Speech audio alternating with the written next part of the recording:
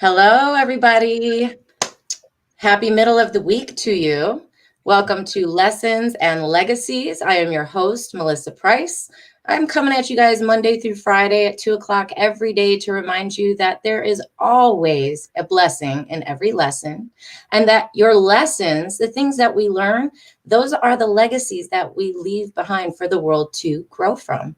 So I encourage everybody to share their story, share your experiences, whether they're yucky or they're ones to celebrate. The fact that you're here is always something to celebrate. So today is episode 32, and I am very blessed, very honored to have an amazing special guest for you today. Before I let him introduce himself, I'm a big numbers person. You might find this interesting yourself. So being that it's episode 32, I do the numerology thing. So in numerology, you have to add and break it down to a single digit. So today's episode really is kind of embodying the number 5. 3 plus 2 is 5. And 5 is such an interesting number. One, which I actually didn't really consider this before, but I always research every time I go into it. Because there's so much information about numbers out there. Sometimes you miss things, or sometimes a certain piece of the symbolism will stick out to you more in a certain day. But so the number 5, it is considered the number of humanity, which I didn't know. We have 5 fingers, 5 toes on each limb. We're like, 5 is the number of humanity, I guess. It's also in the Bible considered to be a number of mercy and God's grace. It shows up in the Bible a lot. Also around that, like, it's been a very graceful and merciful number from God to humanity. And what I knew already about 5 is that it is a number that represents, especially when you're doing cards, depending on which way your card falls, whether it's upright or upside down, number 5 represents change and an opportunity for change in a positive way where you can embrace it, or in the opposite where you're resisting change and it's something that comes against you. And I found that extremely pertinent to today because Mr. Brian, my wonderful guest, who's about to introduce himself, I feel like that totally embodies you. Wow. So without further ado, I am humbly honored to have you here, and I will give you so many flowers through this episode and let everybody know my experience over the last 4 years with you. But please introduce yourself to everybody and tell them what you do. The long list. The long list. Wow. How could I dare follow that? First off, I already learned some stuff about 5 being the number of humanity, the number of mercy and grace, and the number of change. But I love to have these opportunities where I get a chance to share publicly with someone. And I typically like to start my talk off with that our lives are not scrimmages or practice games. There is no martyrs Hall of Fame. Time that speaks or takes its toll. And for all of us, every day really is the Super Bowl. And I really like that. That's a stanza from one poem that I really like called The Psychology of Man. Okay. And it's a really long poem and I have it memorized, and one day I'll share it with you. But I like to start off that way because it kind of gets me in the mode. But my name is Brian K. McNeill, and I am the sales confidence coach. And I help entrepreneurs to sell themselves and their services better than they ever have before, so they can earn more money than ever before. But I'm more than that. I'm also a husband. I'm also a dad. I'm also a granddad. Yes. And I would never guess that. You look one of those ageless faces. He never ages, this one. Well, that's one of my favorite roles, as actually a granddad. Yeah, and this cotton in my face, I earned every one of them because life has taught me some lessons. I believe that. I do believe that my job here on earth is to do the will of God. And I think I am his hands and feet extended. And he has uniquely gifted me with the gift, skills, and talents that I have to help people to sell better. So I feel like I'm supposed to do this because God wants me to. So that's who I am. Okay. And that's just one of the things that you are. Brian, my gosh, he's an author. Okay, not just a coach. He's an author of many different books. One of my favorites, it's a family favorite here. Why rhinos make great salespeople. This is a children's book for children and adults. Wait, where is it? There it is. Yes. Yeah. I've read this book several times just for myself, but I do share this. The kids, I've sent you pictures of the kids reading it too. Yes, yes. But you've written, how many books have you written? 4 books. I've written 4 books, yes. Mm-hmm. And we've got some friends joining in too. Yusuf is joining us all the way from Morocco, actually. So wonderful. Thank you. Good to meet you, Yusuf. How you doing? Yep, I've written 4 books. Mm-hmm. I've written The Shortcut, the fastest route to selling your services better than you ever have before, so you can earn more money than ever before. That's right. I also wrote Asking for the Money, how anyone can close more sales, even you. And also, you've actually held up my 3rd one, which is Why Rhinos Make Great Salespeople, featuring Mr. Randall the Rhino. Yes. And I also wrote a workbook that I don't have handy, a workbook on how to facilitate training on how to become a sales champion. Yep. So, and I have a couple more books coming. They should have been out already, but they're not. So that's all right. You always got your plate full. Not only are you an author and a sales coach, but you do all kinds of workshops and events, both, well, now totally virtual because of pandemic, but I know in the past you used to do virtual and go and travel around to different sites and venues. And also you're a minister, are you not? I am a minister. Yes, I am a licensed and ordained minister, and I got ordained in 2018. I remember that. yes, it was 2018. But another large part of my life is I'm the founder of an organization called Male Empowerment Networks. We meet twice a month for men and teenage men. So that's a large part of my life as well. It's very interesting how easy it is when you're talking about yourself to forget some stuff until someone reminds you. But thank you for that. Mm-hmm. You have a long list. Again, I told you I look up to you. And what else? Oh, I had something else, and now it just kind of went out the window there. Oh, yeah, another thing too, which you guys are going to get to have a little taste of. I came prepared. One of my favorite labels and roles that Mr. Brian fills is he is what I like to call a master storyteller. I came prepared with popcorn today. You got your popcorn. I heard you brought a story for us, which I encourage everybody, stay tuned, hang in here, because he's one of my favorite storytellers. I literally get my popcorn ready every time. So I brought 2 today if we have time, but I'm definitely going to tell one. Yep. And I have a special request too. You know, I've got that request. Oh, she did. So that'll be the second story. And your request. One more thing I have to say too. Well, I have 2 more things to say about you. Lessons and Legacies, this show is around because of my book. Beautiful book. Recently, in 2020, published a book, Lessons We've Learned, Legacies of Life. And guess who I'm so grateful to say our publishers were? None other than Brian McNeill and his lovely wife, Lisa Santiago McNeill. Husband and wife publishing team were responsible for calling me a part of the publishing team is being very generous, but the publishing team is basically Lisa. Well, I know, but you got to be there as a husband. You got to I do, and I do whatever she asks me to do. She asked me to review stuff for her. Yes, I do. I've seen you fill in for shows when she's had stuff to do. I've heard you pick her up and boost her up when she's overdone. Like, she is an insanely talented woman who's just nonstop. I don't know how she can take on as much as she does and still stay sane. But I would say I would have to credit part of that to you. He's a good one of the reasons why she stays sane is she does have an outstanding mate. And so do I. Yes, she was blessed. She was blessed.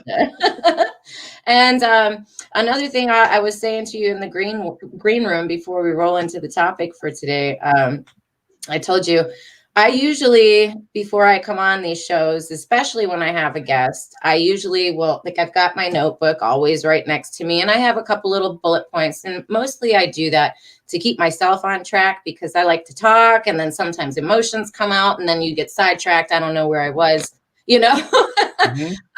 But for you, I did not prepare on purpose, and I want to give you a compliment. I've only done that with probably 2 other people. My husband was one of them. But yeah, you know that guy. For you, because out of the 4 years that I've known you, you have always been one of the easiest people to talk to and be around. I remember so many events that I've gone to, or even phone conversations that we've had, where you're like one of those people that you feel like, man, he was my papa in another life. He was my Uncle B.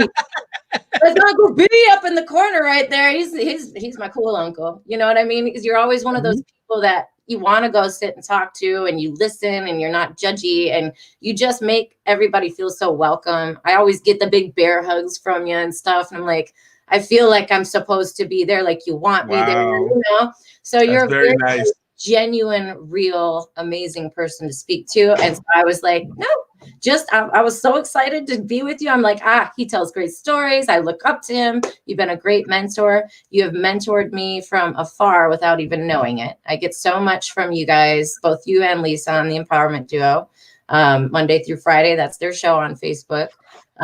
Is the Empowerment Duo, 9 a.m. Monday through Friday, called Let's Talk About It. That's, you look up the Empowerment Duo, and the show is Let's Talk About It.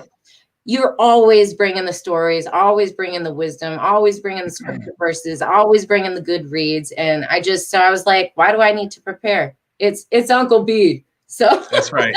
That's right. So today we're talking about resilience. And what do you say about resilience? What's that mean to you?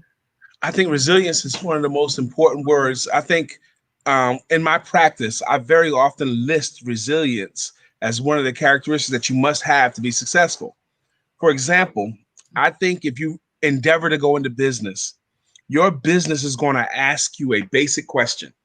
Your business is going to ask you, how much pain is Melissa willing to take before she quits? Right. And I do believe that you're going to have to answer to your business life that question. I don't think we can get away with not answering the question, because the question is going to be asked, how much pain are you willing to take before you quit? Now, once you pass that question / test, then I think providence happens and your business rewards you once you pass that test. You need resilience because there will be some seasons better than another. Right. But if you pass that test of no matter what the pain is, I'm not quit. Once you get that thought process behind you, then you're opened up to receive what you need. Yeah, so resilience is critical. And I'll throw something out there for you to clarify if you wish. Quitting, when you say, like, that doesn't mean not changing course, you know? Right. I think sometimes quitting can kind of feel like I don't know, I'm saying, like, if I have to change course in what I'm doing, or maybe like, okay, I'm on this road, but if I veer off over here a little bit where I'm still kind of running parallel to this, but I got to make some changes for at least right now, that doesn't really, to me, equate as quitting. You're still going, you're still moving, but sometimes we have to have, new tactics, I guess, so to speak. Absolutely. It took me 4 tries for my business to stick. 4 times I gave it a shot before it landed. The first time I gave it a shot, full of enthusiasm and wanting to go get this thing. And that's what I did.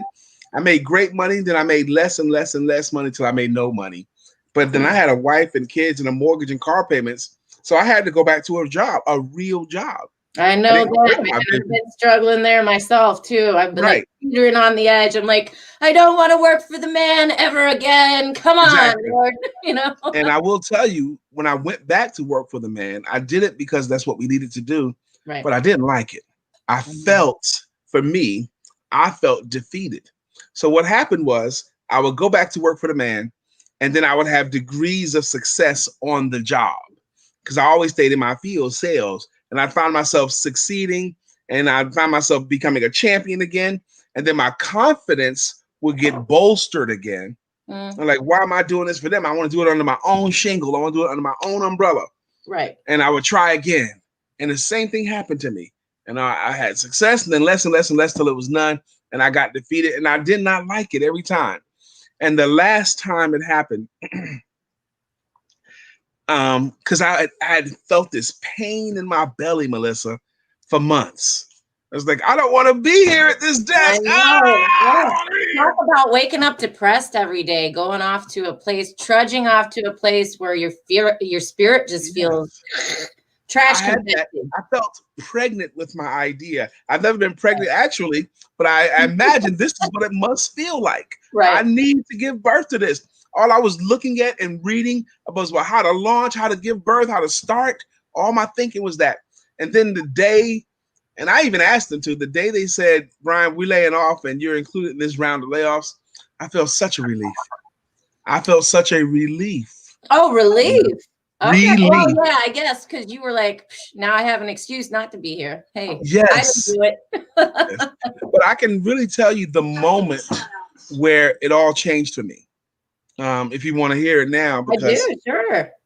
It was 2013 was the last time it really changed for my business. But I was in trouble financially. People weren't paying. I was behind in everything. I was behind on my rent. I didn't have a car payment at the time, but I was behind on my rent. I was behind on something else, and it was just me. I lived alone in a small house with me and my cat Archie, and I was thinking, the thought came, maybe I got to go get a job again, and I said no, and I stood up in my living room, just me and my cat, and I'm praying out to God, and I was like, God, this time I don't care what happens. I don't care if they take my home. I don't care if they take my car. I don't care if they take everything I own other than the clothes on my back. On this rock, I'm going to stand and I'm not going to quit no matter what. And I was crying as I said it. And Archie was just standing there patiently looking at me.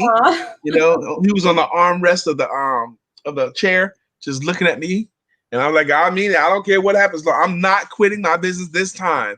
I'm not doing it. And Melissa, it was like Providence opened the doors.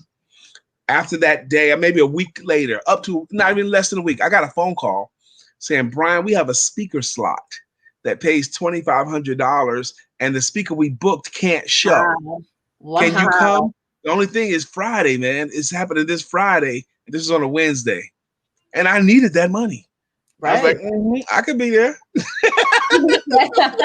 I'll find something. I needed the money. So, and I didn't seek that opportunity. It came, and I really believe it came because of Providence. What has brought you? What would you say do you have in you that helps you to be resilient? Where do you find that bounce back, that strength? It goes back to one of the things I said earlier. I really believe that this is what I'm supposed to do. Okay. So it's not an option that I do anything else. I like to lean on Colossians 3:23 and 24, where it's talking about in all work you do it as if you're working for the Lord and not man. And then 24 is for you know there will be a reward for this. Right. For you know. So the way I see that is I don't have to be succeeding or making a lot of money all the time. But I do have to keep working as if I'm working for the Lord, because the rewards are always going to come if I do my part and continue to work. I like that you said that too. There's, I think there's a lot of faith that is, it helps with the resilience level. I think for myself, I will lean into my faith deeper when I need to be resilient. You know what I'm saying? Yeah. I don't know why. There is a big level of faith. And so actually that brings up another point to me. The word of the year for me is anastrophic now. Love it. Okay. So I have some questions about this word for you. I had no idea the word existed. I didn't know what it meant until you were on William Brown's show, the Disconnect to Connect, one-word conversations. And you were doing the word anastrophic. And in the beginning, I thought it had something to do with animals, and I was way off.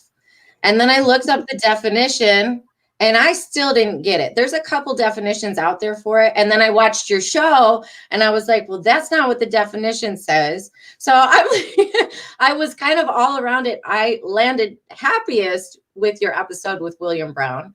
So if you would you discuss, first of all, how you came to know that word, what it means, and then I'll tell you kind of how it melted into being my word of the year. All right. Now, you told me to tell the long versions of the story. So go for it. Such a good storyteller.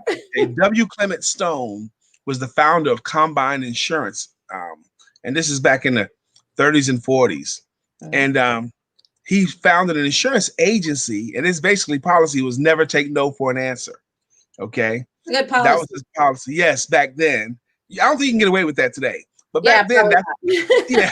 But back then, his insurance, he never let him take no for an answer. And he started using the phrase catastrophic. Now, the way to best understand it is catastrophic first. Right. If you understand what catastrophic is, and then he has an idea of what catastrophic people are. And catastrophic people are people who believe that the whole world and everything in it is conspiring to do them some harm. That's right. Like the traffic light recognized my car and stopped me so that I could be late. Yes. That's a catastrophic thing. The light meant for you to be late today. Yes. The light meant for me to be late. The ticket agent at the airport didn't like me. Something like that. Okay. She don't know you. Okay. But those kinds of things. Those are catastrophic people. And opposite strophic people are people who believe the exact opposite, that the whole world and everything in it is conspiring to do them some good. Interesting thing about the W. Clement Stone, he came to that understanding because of an incident that he saw when he was a teenager. His uncle had a farm, and he had sharecroppers. He had black people on his farm as a sharecropper.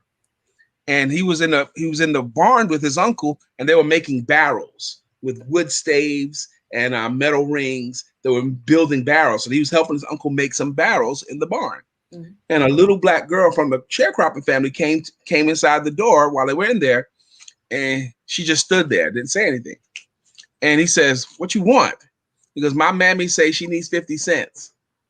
Well, you tell your mammy I'm not giving it to her. Now gone now."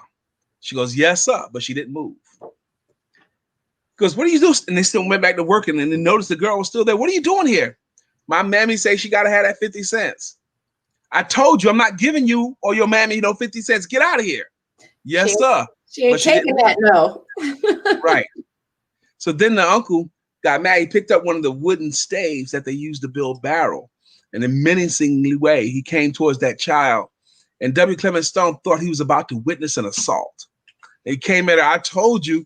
And as he got close to her and raised the stave, the little child stepped forward to him and screamed, "My mammy gotta have that 50 cents. Oh my gosh. And he paused and he put the wood on the ground and reached in his pocket and took out 50 cents and gave it to that girl. And she took it, and she was still looking at him, and she backed away till she got to the door and then turned around and ran. Wow. And the uncle stood there. He couldn't move for a while. And W. Clement Stone watched that. He went, how did that little child conquer that man? She had conviction. Crazy. Yeah. Wow. I don't think I heard you tell that one in the 4 years that I've heard all Pop B's stories. That's a good one. I've probably got 100 stories you haven't heard. Yes. Oh my gosh. So that's something to be said, man. That's resilience. That's resilience. Yeah. I don't know. I think there have been times, I think, as a child, I probably have held my ground better than an adult, actually. There's something probably so, because we get taught as adults to not do that.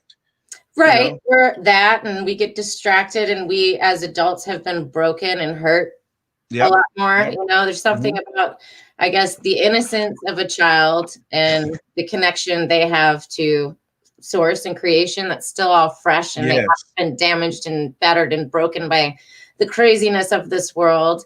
I don't know. My kids stand up to me all the time, and I'm like, "Excuse me? You said what? I mean, what?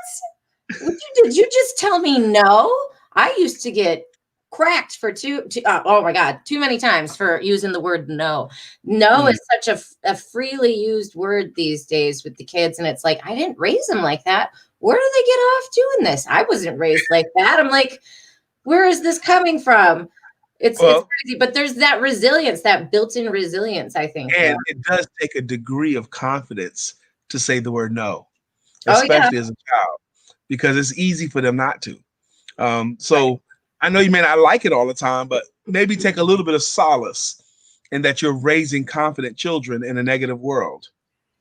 Yeah, I hear that.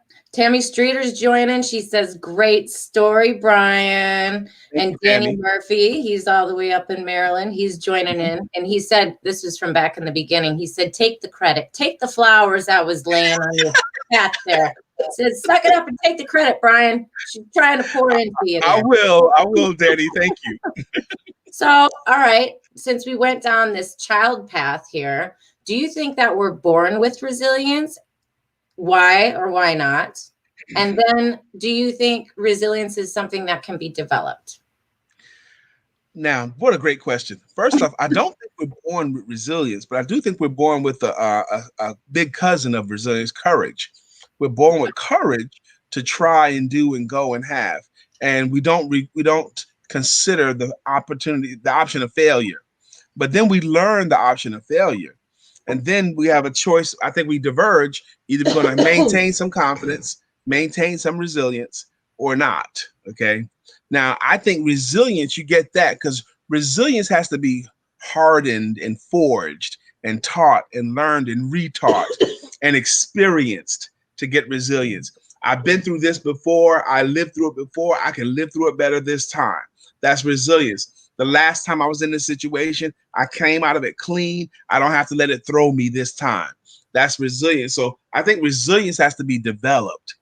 And it really starts with your very next opportunity to demonstrate resilience or not. Are you going to go forward boldly or are you going to retreat? Are you going to take the arrow or take the pain or not? Right. That's how you develop resilience. I do believe that resilience can be developed for sure. And then, okay, just slight difference of opinion here with it. I'm in my book, I've already kind of written this in there several times. My mom has a similar standpoint. Okay. To believe that mother and daughter kind of align there, but I personally feel like we are born resilient, and I have two things to throw at you there. Please comment.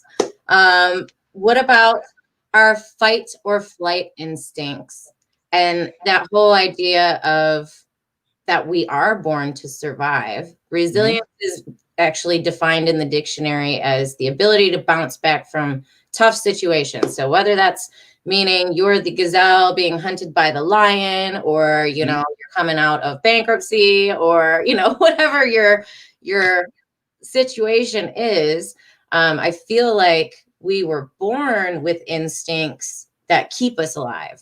So to me, I feel like resilience is kind of almost a fight or flight mechanism that we have.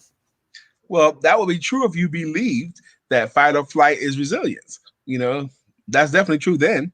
Yep. Well, it's the ability to bounce back from stuff. So I guess bouncing back would be surviving, right? I guess. Bouncing back and surviving. I mean, see, we could go into a one-word conversation with Bill over this one. Love it. So I would love to ask you, if you don't mind, there is a favorite story of yours that I've heard probably 4 or 5 times, and I already kind of gave you a heads up. I love this story for so many reasons. I do find that there is resilience in this story, but there's a lot of other golden nuggets in this story, because every time you tell it on your show, Let's Talk About It, there's so much that comes out of it. Everybody starts commenting. I think the last time Lisa was talking about a rope and this and that. We went everywhere with that story. I'm hoping that happens again. Oh, Precious is on. She said, "Hey, Brian." Hello, Precious. I'm late. She's here. She says, "We are all equipped resilient because it's attached to our assignment. Pain into power is the price of admission." I get that. So yeah, this story, I would love for you to tell the frog story, please. Let's do it. Everybody 2 frogs. Get your popcorn ready. Buckle up. This is my favorite Brian story ever. Okay. I have to come back and give myself room to tell this story properly. Get ready. 2 frogs are hopping along in the jungle. They're hopping along the jungle. They both fall into a huge hole. They look around the hole. a pretty deep hole. So they start yelling, help, help, help. The other frogs hear them. The other frogs come around and look down in the hole. They look at the situation and says, there's no way you're going to get out. It's too deep. You might as well stop trying. There's no way you're going to get out of this hole. So one frog hears that and just lays over and dies. The other frog starts jumping. And he's jumping. And the other frogs are yelling, you can't get out of this hole. Stop trying. And he's jumping harder. And he's jumping harder. And he's starting to bounce. And he's jumping. And he's jumping. And he keeps jumping. And they're yelling, stop trying. Stop trying. He keeps jumping. And he catches the ledge. And he was able to crawl out of the hole and saves his life. The other frogs run over to him. Why'd you keep jumping? We told you there was no way you're going to get out. He goes, I'm deaf. I didn't understand nothing you said. What? I didn't hear a word of it. I thought you guys were encouraging me. I thought you were telling me to keep trying. I thought you was telling me to jump harder or jump higher. I saw you waving your arms. That's what I thought you were saying. See, now the first frog heard what they actually said, and it cost him his life. The other frog heard what he thought they said and ended up saving his life. And there's just so many morals of the story. You're right, Melissa. But one of the morals that I like is so much of the time, our success or failure, our life or death is dependent on what we choose to hear around us. Yep.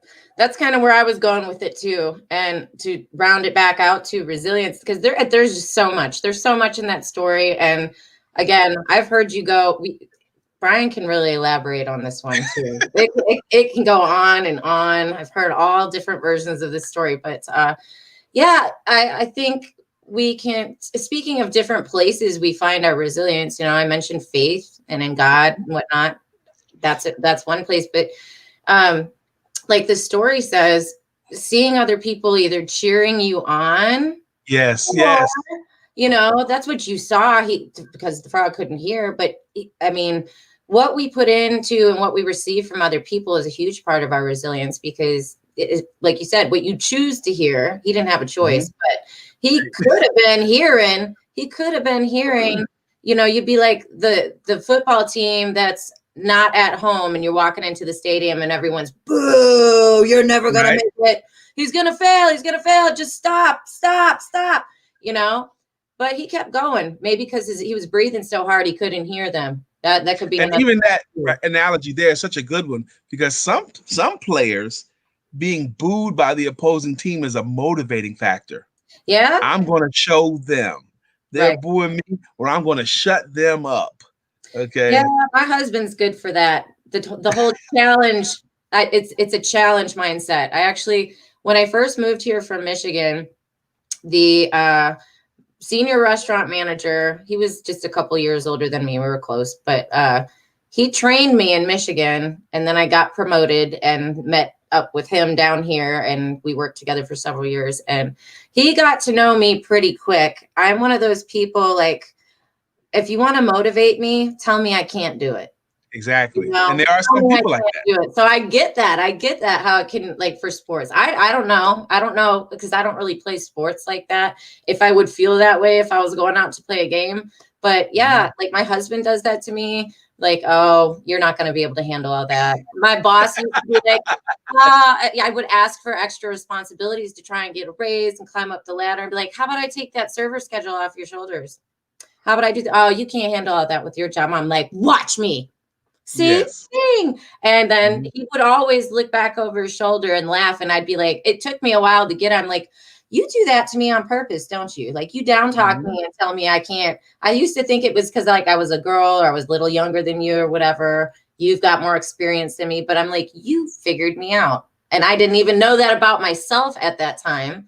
But that was when I moved here to be a restaurant manager, it was probably like the highest level responsibility job that I've ever had. It was a first time ever being a manager and first time living in another state, had no family, friends, anything. It was a big very deal. Dynamic time in your life. All and that going on. When I was trying to prove, I was trying to prove it to me. I was trying to prove it to my boss. I was trying to prove it to my family and my friends that I did not make a stupid decision to come on down here and separate myself. But what I received from him, what I took in from him, my husband will usually do it just to like light a fire under my butt sometimes in a comedic way, but I receive it. And it still, every time it happens, I notice that it's happening. Because it's visceral in you. Why? It's a part of who you are. Even if you know it's coming, you still can't stop it, Right. What does that say about the spirit, though? Does that mean would I consider myself to be like a competitive spirit, or I like a challenge? I mean, I still haven't really figured out that I do that and respond to it in that way, what it really means to me. See, I think it's all of those things. It's spirit, it's a challenge, but it's more importantly to me, it's just a part of who you are. It's a part of who you are. It's a part of your fabric, a part of your DNA. Even if my husband's gonna probably try to do this, still it touches you viscerally. It touches you inside, and it still can have the desired effect. Yes, it still can. Stephanie's here. What's up, Stephanie Morris? Congratulations on your new show with the Empowerment Network. I'm excited for her as well. Yes. We celebrate you. I was so happy to hear that wonderful news. And Precious, she says, telling me I can't do it doesn't motivate me. It separates me. And I guess I see that's it. Her, yeah. Like if my mother told me I couldn't do it, I kind of invest a lot of credence in that, because my mom is always my number one supporter. And to me, if she told me I couldn't do it, I would say that I might trust her wisdom a little bit more than my own gusto at that moment, because my mom has always wanted nothing but the best for me and supports me even in my messy endeavors, So I guess maybe it's considering the source. I don't know. Well, even that right there, parents, school teachers, they have such influence on the children in the classroom, children around the house.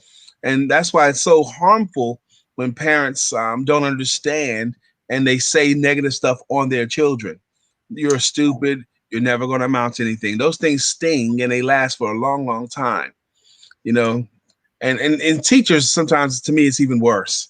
They got 25, 30 kids in the class, but they downgrading the whole class. It's just, I don't even know. I don't even know how they do it. And again, a lot of them are caving. A lot of teachers right now are caving just because of circumstances right now.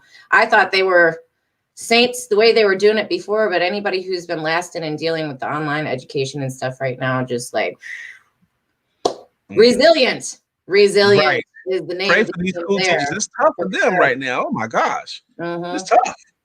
Yeah, it's tough.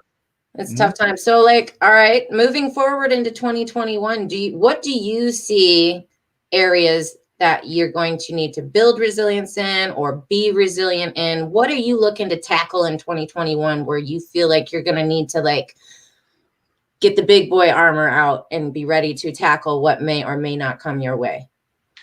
Interesting question again. For me, and I'm not sure if it will be for everyone, but definitely for me, is I believe I have to learn more and I have to be willing to do things differently. Now, when you have levels of success in any given area, if you have levels of success, you start to like your level of success and you start to feel confident that the way you do it is the way it's supposed to be done. Right. Now, and that's fine. That's fine. There's that old adage, it's my way or the highway, one of those kind of things. Well, even that's a little bit different thing. That's when you're talking to other people. You're going to do it my way or you're going to have to leave. Okay. Right. But you can't tell yourself that you have to leave. So you can't be my way or the highway with yourself. But when other people, that's the case. But I do believe there comes a time where you have to be willing to invest in yourself, your time, energy, and effort, and be willing to try another way, even if the other way didn't work. Because by trying another way, it stretches out and tests your way. So, and that does require a level of resiliency. Right. What would happen if I gave it a swing and I missed? Again. Oh gosh. What if you've been swinging and you keep missing, and then you get to that point? Am I really supposed? You get to that point where you kind of doubt it. You said it took you 4 times, right? Yes. But here's the other thing too. As a believer, I'm a believer, and I know that believers, we always win ultimately. Yes. Always.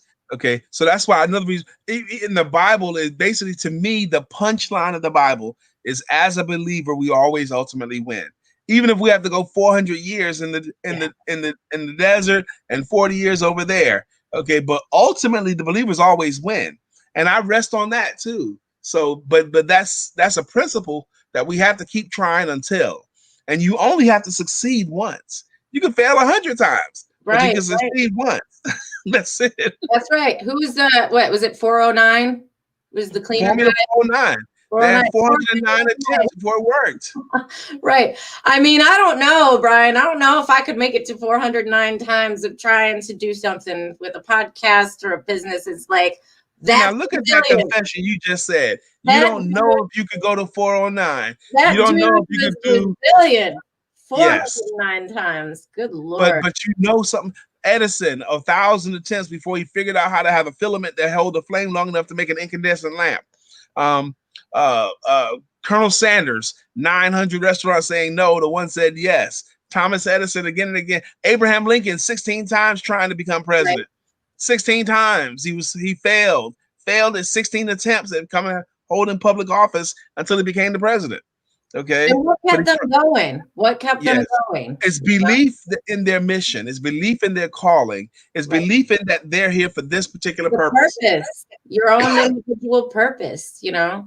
And I'll tell you, go ahead. I have some art in my house, over my fish tank. Okay. And it's called a spirit rectangle. Is what it is. And it's freaking beautiful. It's freaking amazing to me. And every time I look at it, I can see different things, and I see it, once or twice a day. I have to look over there. And but the person that made this, the artist that made this, she once made a table like that. Okay, a spirit table. And when I saw that table, I thought the table was amazing art. I just thought it was so beautiful, and I wanted that person to make their millions with that art. That's what I wanted.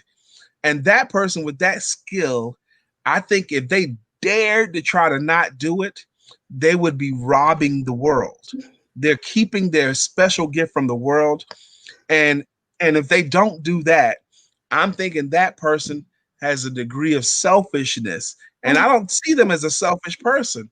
So for that person, I think not just for their own sake, because I've seen that person's good works.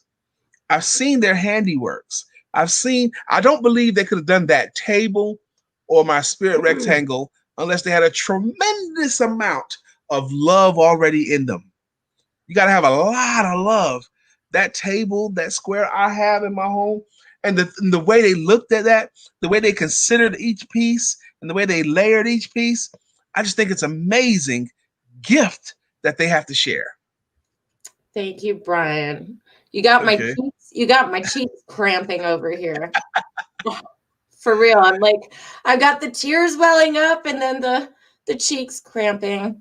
Mm-hmm. Thank you so much for the flowers. And if there's anybody on here who don't know who I was talking about, I was definitely talking about Melissa Price. Yes.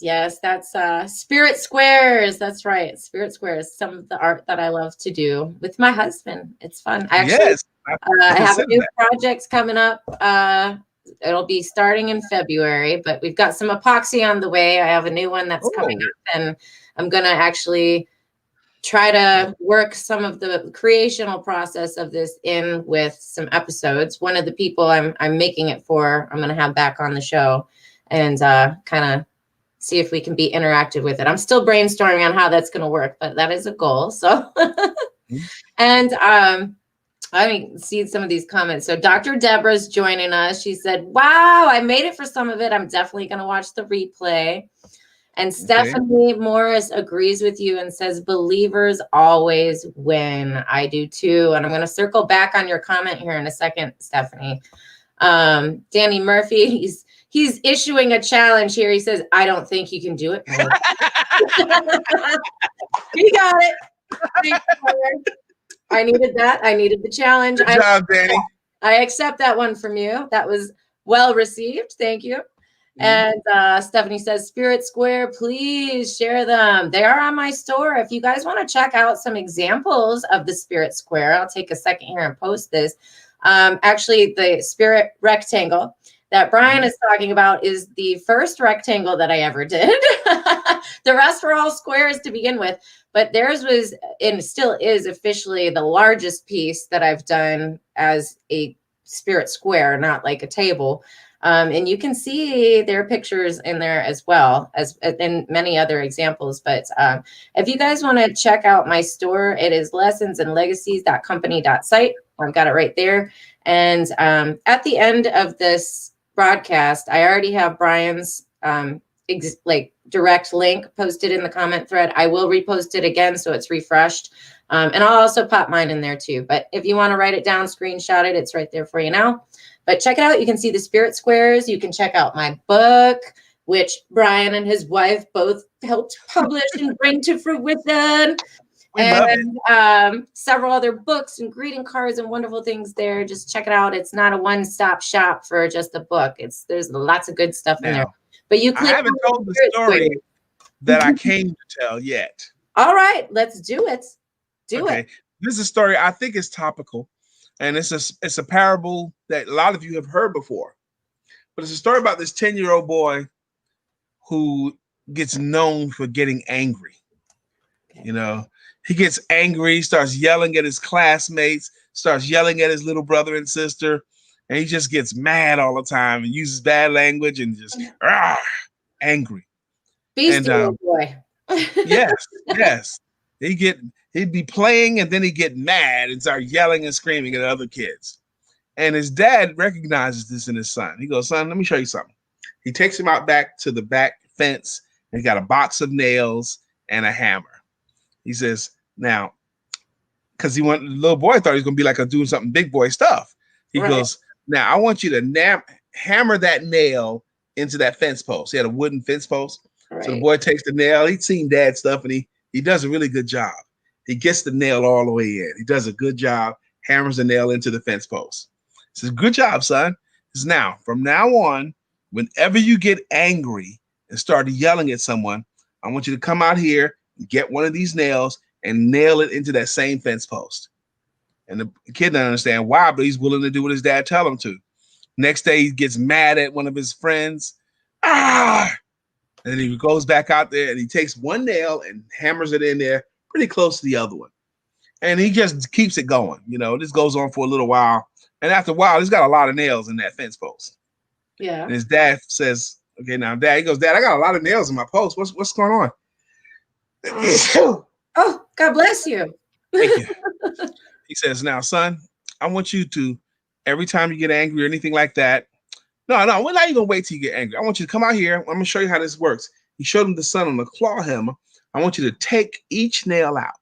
Take each nail out." So the son hooks the claw hammer on the nail and angles the hammer up and leverages it against the fence post and pulls out each nail. Okay, pulls them all out.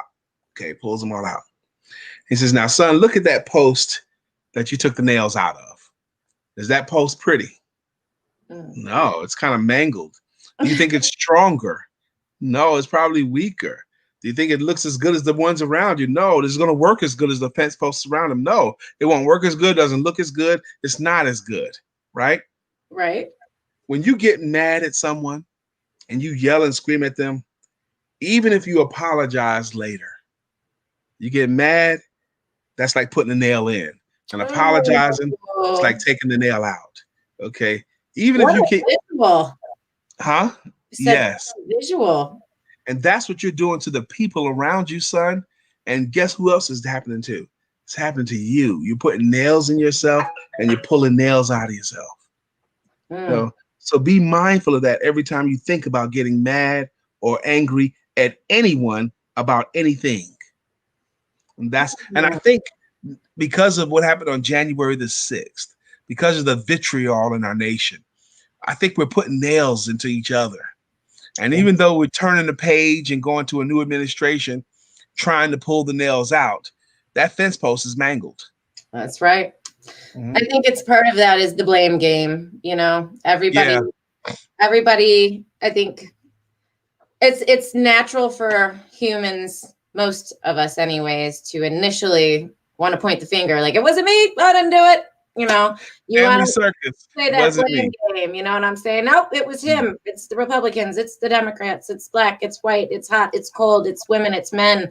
It's the kids. It's the parents. It's the teachers. You know what I'm saying? We all are always pointing the finger.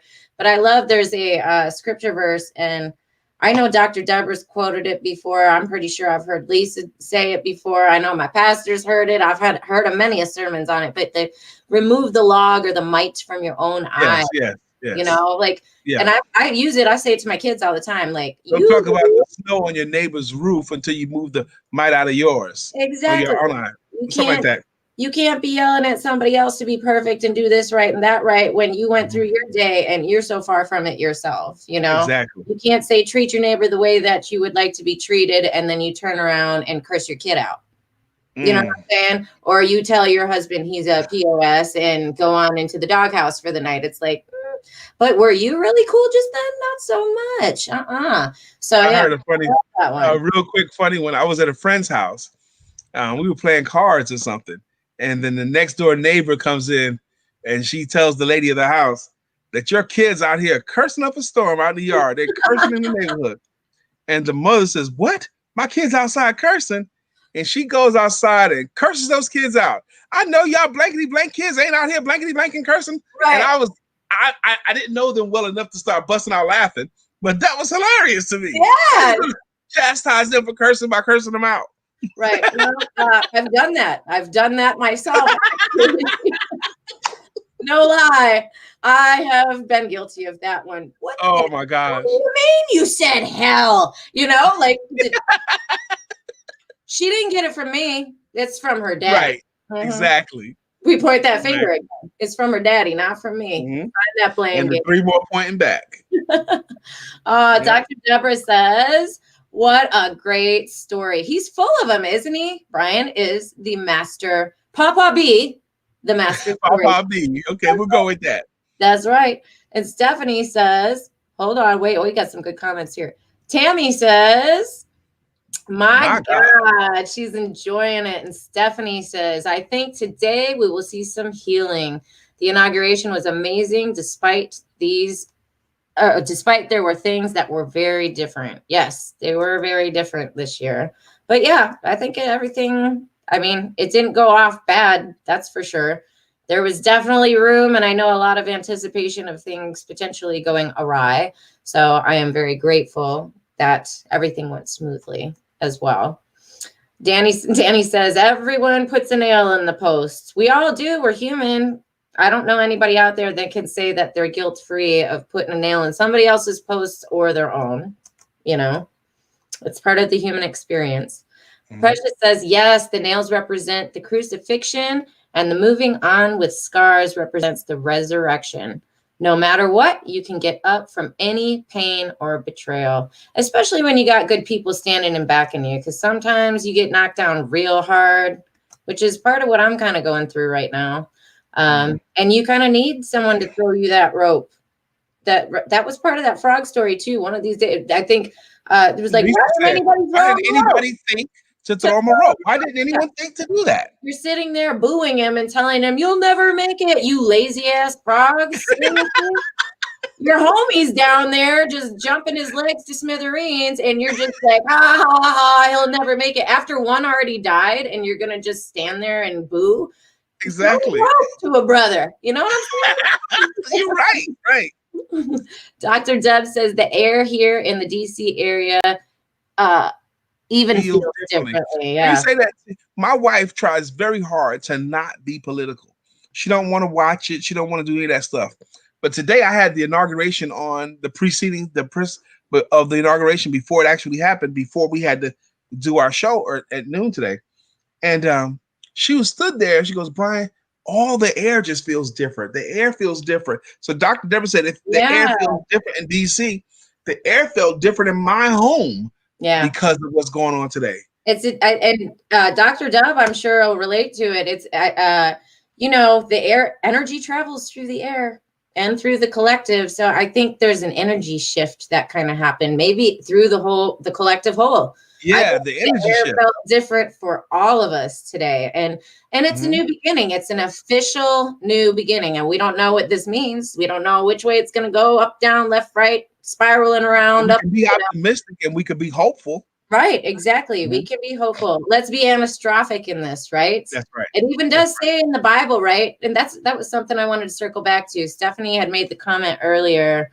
Believers, after she piggybacked on what you said, believers always win, and the belief that things are all working out for your good. It even says in scripture that God can work all things for good, everything, even a pandemic, if you can believe it. That's right. Even an election, if you can believe it. Even your abusive relationship, if you can believe it. He can work that will that understanding that can give a lot of peace. Earl Nightingale had this quote: within every adversity, there's the seed of an equal to or greater than benefit. So no matter what the adversity is, the bigger the adversity, the bigger the benefit that's come out of it. The smaller the adversity, the smaller the benefit. But there should be an equal to or greater than benefit in all of the adversities. Now, sometimes we have to look real, real hard to find the benefit in that adversity. And I love that you brought that up, not just here, but you brought that up on Let's Talk About It this morning. And you bring it up a lot. And every time you do, I just want you to know that's probably the most frequently quoted phrase from my husband. He uses that all the time. And that's literally, I've never read it. I've never heard it anywhere other than you and him. And every time you say it, I'm like, oh, I have a little chuckle. I'm like, I hear my husband's voice and I hear you. And I'm like, that's good. That's a phrase for you guys to go by there. But I like it. It's because we can find peace in that phrase. Yes, absolutely. All right. Well, listen, we are almost at the hour here. So, and this has been a fun one. I didn't even get through my popcorn too. I only got like 3 bites. You know why? Because I was smiling so much. I'm like, oh my God, there's kernels. You can't be smiling and enjoying the stories with popcorn in your mouth. So I'm going to have to save my popcorn kernels for when you are live and you can't see me. So okay, we'll do that. Because I'm going to have to go live. That's the way we work today. Yep. That's right. And so before we leave and close out here, do you want to leave a last few words with everybody watching? I would say this, that you're important.